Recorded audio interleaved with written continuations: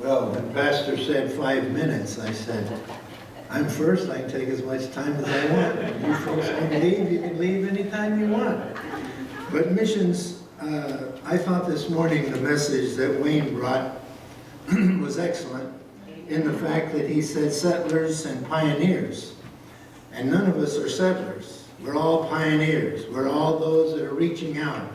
And as I thought back to the early days of our ministry, when not just in Bible college, going to street meetings into the Los Angeles County Jail and standing on the street,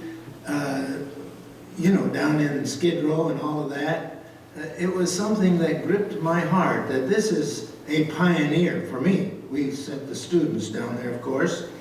But while teaching school after college, got a job teaching school, and I found out that I still had that drive, and I wanted to be a teacher, in fact go on to be a principal, which I was asked if I was interested, and I would go ahead and come back and be the principal of a school. And I said, well, no, I don't think so, because that burden still was in my heart, a pioneer in the work of God. And so I refused to do that, and I was a youth pastor in Modesto at Bethel with Don Weston. I don't know if any of you remember him or know him. I was youth pastor there, and so we had outreaches there as far as like Pastor here has taken the trip to the Philippines and down to the other places, working in the fruit packing. But all of that, that was wonderful. But as I moved on in my teaching career, I found out too that the Presbyterians needed a pastor, and they asked me, will you come? And I didn't have much outreach there. They wouldn't let me. But we did start a Saturday night youth rally in the Presbyterian church. They said, what is this? And I'm not against Presbyterians. They're very good people, wonderful. They believe in Christ and they do, but their expansion of the ministry, you don't see too much of it. And while there, and then when I left there, I was invited by the American Sunday School Union to go and start a church. And so outside of Turlock, out of Turlock, there was a American Sunday School Union. They let us use a school in those days. And so I said, yeah, I'll come and do that. Now this is where the pioneering begins. We didn't have very many young people. We had a good 100 people in there and their children. So I started a boys club. Had t-shirts printed and everything, boys club and so on. And we reached young people that way and the parents. And it was an interesting time there.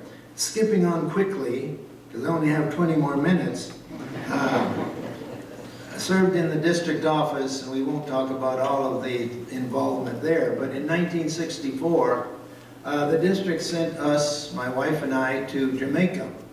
How many of you know Helen Rye? Remember her, missionary? No one, okay. She was a missionary in Jamaica, and they invited us to come and to conduct the very first Sunday school convention in the island of Jamaica. That was interesting. I could go into some things that happened, but I do say this, that the thing that impressed me is they did not want to be settlers on that island. They wanted to be pioneers also. And when we held a convention, we were wakened in the middle of the night by the fact that lights were coming down the road, the street, to the place where we were going to meet the next morning. Who was it? But people who desired so heavily in their heart to be pioneers and workers for God. They were walking all night to get to the missionary convention, the Sunday school convention, and be there. So all of that in Jamaica, it was a wonderful experience, and I thank the district for sending us to the very first Sunday school convention on the island. And that was interesting. We could tell other stories about eating raw meat and the dog was there and so on. And so on.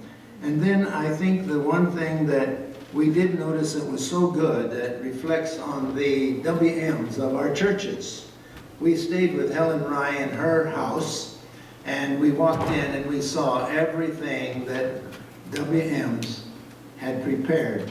We saw food in the cupboard that they had sent. We saw other things such as carpets and towels and everything that the WMs had done.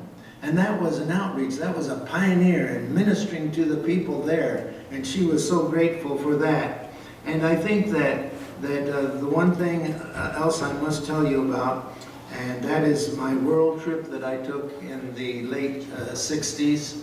And we went around the world and there ministered in seminars and other types of meetings with the pastors of India.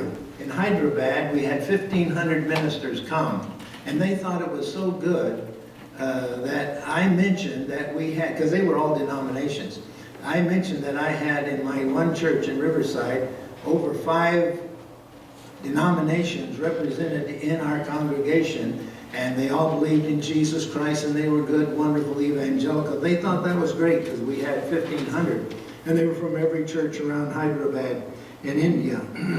And that teen challenge, we won't go into that. In dealing, we had a men's gathering that was a soul patrol, and they went out on the streets of San Diego reaching those young people that were caught on drugs and were stiff. And we established that, and we had the soul patrol and saw many young people come to know Jesus Christ as their Lord and their Master.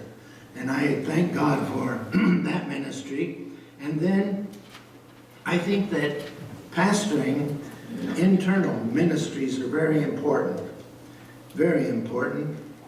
We established, because we wanted the men to be involved, years ago we established the hymn singers like we have here, and having just the men get up and sing a hymn. And it was fantastic. We had a Sunday night old-fashioned hymn sing, and we'd have all of that going, and brought in people. And then we had lift groups that we established years ago, and we'd advertise them in the paper, and our drama that we put on, and everything was an outreach, a pioneer in the reaching out from the church into the hearts and lives of the pastorate, where I had the privilege of being a pastor. Internal vision gives external results.